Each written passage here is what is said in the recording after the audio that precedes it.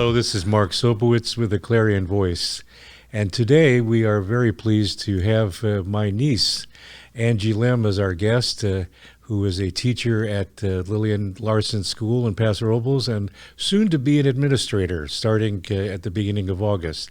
Angie, thank you very much for being here. Hi, thanks for having me. And Lillian Larson's actually in San Miguel, so just a little bit north. Okay, very good. Thank you for the correction. I appreciate that. Today we're going to talk about some of the problems that have occurred over the last year or so as far as teaching is concerned with the pandemic. And so, first of all, Angie, tell us a little bit about your background, how long you've been a teacher, and things like that. Yeah, definitely. So I went to school at Cal Poly to get my teaching credential.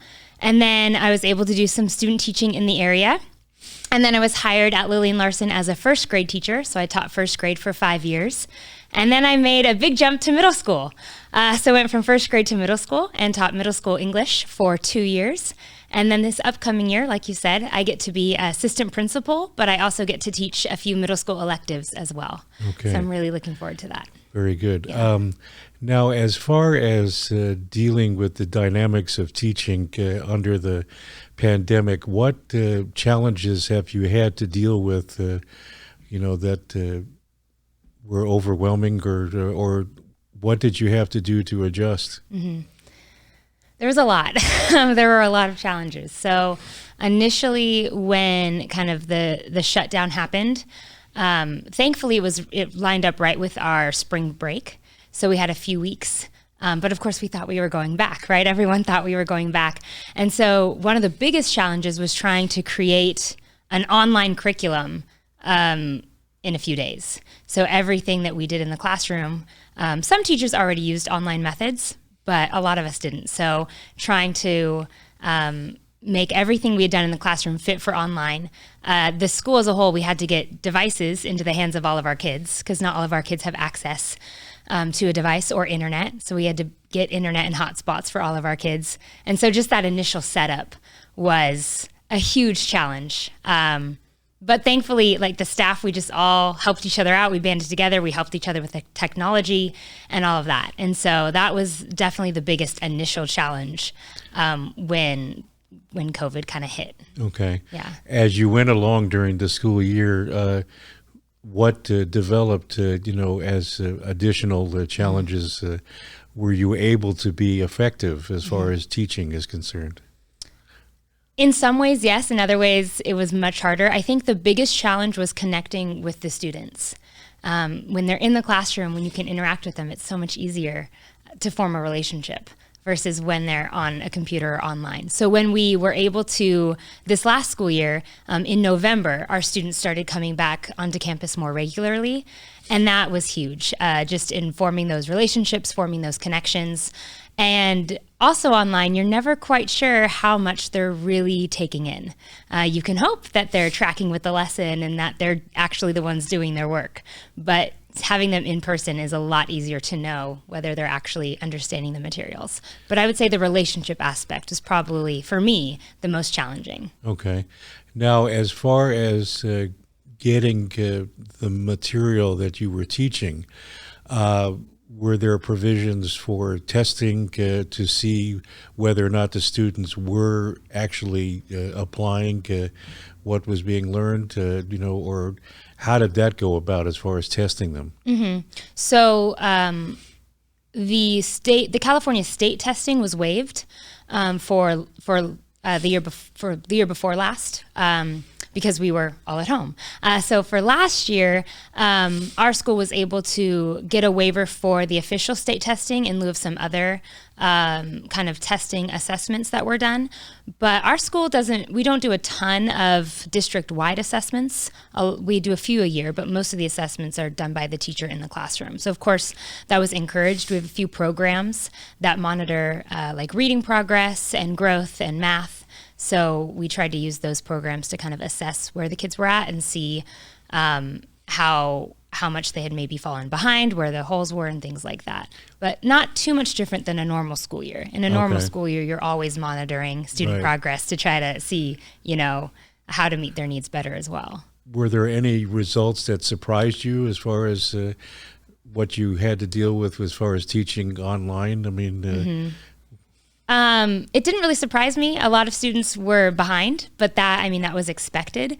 I was surprised some students did significantly better online than I anticipated. really? So not very many, but there were definitely a group of students who really excelled online, and that surprised me. I wasn't expecting that. But for the most part, I would say the results I expected, that the students would fall further behind just because of lack of consistency and lack of support as well. That resulted in that. Okay. Now, when you go back to school, I guess it's in a couple of weeks, right? Are you going to be still online, or are you going to have kids coming actually into school? Right. So last year, by the time the school year ended, most of our kids were back in person part-time. So we had about half of our kids came in a morning cohort and about the other half came in an afternoon cohort. And there was still a section of kids that remained on distance learning because they chose to. So this next school year, we're still figuring that out. We're talking to County Public Health and some other organizations, but the plan is to have the students back full-time. Some might still need to be on a distance learning option, so we're still trying to figure that out. But hopefully, all students will be back to a fairly normal schedule this coming school year, but we're still not 100% sure. Okay. Yeah. How have the parents interacted with the staff as far as the distance learning that you've had to deal with, and just the changes in general as far as how you would approach teaching? Right. It definitely varies a lot by grade level as well. However, I think the pandemic situation required teachers to reach out to parents, I think more than they would on average. I know I did. And so parents didn't necessarily reach out to me more, but I was contacting parents more just to check in with their kids and if the kids hadn't been coming online and things like that. So for me, that was actually kind of a good push to maybe reach out to the parents more than I normally had the time to do. So making sure to take the time to do that. So you'll continue that, getting in touch with the parents more so, even though the kids will be in school. Is that something that you're going to adapt? I would like to try, but also my job description's changing quite a bit. Right. So we'll have to see. I won't be teaching as often. But with being administration, I wouldn't be surprised if I'm reaching out to parents just a lot more in general than I was before as a classroom teacher. But I'm not sure yet. We'll have to see. I see. Okay, so now what are you going to be teaching? What level of school? So I'll be teaching a 7th and an 8th grade elective or enrichment class. Okay. Is there anything that you would like to see improved as far as curriculum or approaches to teaching? Anything I'd like to see change? I mean, of course, I'd like to see a lot change. At our school in particular, I'd love to see more parent involvement and more community involvement. Sometimes it's kind of seen the school is just this separate entity. And I really think that the community in general kind of stepping up and participating more and having just more desire to be involved in the students' lives and the events that the school puts on and things like that. I think that would be encouraging to see. I know with COVID it might be challenging, but just I would say, yeah, more community involvement, more parent involvement is something that I would definitely love to see happening at our school. And then I would love to see just more opportunities for the kids. It's hard because you always need to focus on the core academics, like that is important. But the students I work with, they don't have a lot of opportunities to participate in a lot of sports or take a lot of vacations or try new things. And so just trying to bring more of those opportunities into the school for them, I think would be great for us to continue doing that. We're already doing that, but to continue doing that more, I think would be great. Okay. Now, have you noticed that when a parent is not as involved with their child, that has an effect on the child? Oh, definitely. Definitely. So if oftentimes if the parent isn't involved, I think it can give this judgment that maybe education or academics isn't a priority. And that can translate down to the students. So if their parents not asking them, how school is or what homework they have, or, just basic questions like that, and not engaging them in conversation about education and academics, it can get put to the back burner and seem less of a priority. And I think the students believe that, right? School becomes maybe less of their priority if they don't see it as a priority for their parents, that education is important. Okay. Now, your faith, as far as interacting with, staff and things like that, how has that played a part in the schooling that you've done, over the last year, with all the things that have had to change, Right. as a result? Right. I think for me, my faith has solidified the fact of how important relationships are.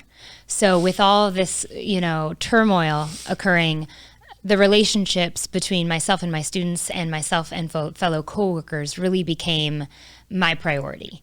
And academics are important, but the student themselves, like, they're important, and them knowing that they are loved, that they are valued, that they're cared about. So my focus was really in trying to build relationships among both staff and students. And that's kind of, the Lord really put it on my heart to just make sure I invested in them as the little humans that they are, and not just get caught up on the academics. So you get a chance to share your faith in developing relationships with in some way, maybe not directly. Right. But, okay. Yeah, I would say, the sharing of faith, not necessarily. I mean, if students ask me a question, I will be very open and honest with them. However, I think just trying to lead by example, showing them what it looks like to love and to value other people, and to be a caring, compassionate, kind individual. So more modeling than anything else, but also taking the time to get to know the student a little bit better, to try to engage them in conversation. And then, of course, if they ever, approach me about something specific, trying to find a time where they can, Right. come ask me about those things. Okay. If there was something that you were to say to somebody watching this video, who may be a parent, who may be a coworker, who may be even a student for that matter, because I'm sure that there may be some students that watch these videos periodically, is there something that you want to address to them? Address to them. So I think just a great message to get across is to just looking at the whole picture. I think sometimes we can get very focused on minute details in anything, right? So as a teacher, sometimes I get caught up and focused on, I have to get the curriculum done. I have to get this lesson taught. The kids need to master this. And it can cause a lot of stress and anxiety at times, or the idea of failure even, right? So I really believe that failure isn't really a thing. I don't really believe in failure. I believe that mistakes help grow you, so that you can have more success later on. And so I think that was a huge message I tried to get across to both students and staff when there were challenges and people felt like they were failing. I felt like I was failing my students many times, just because the technology wouldn't work right, or I felt like I wasn't being the teacher that I knew I could be. And so I think just reminding myself that, this is a challenge and this is an opportunity, and it's going to grow me.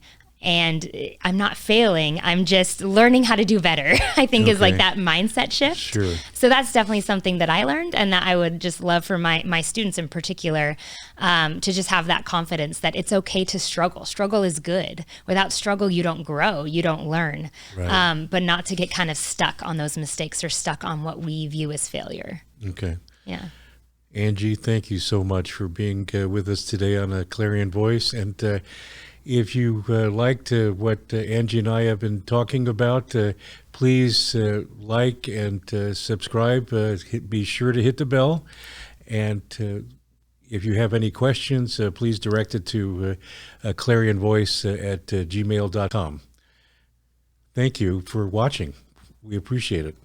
Hey, did you like what you just saw? Well, then please subscribe and be sure to hit the bell so that you can get notifications of future videos.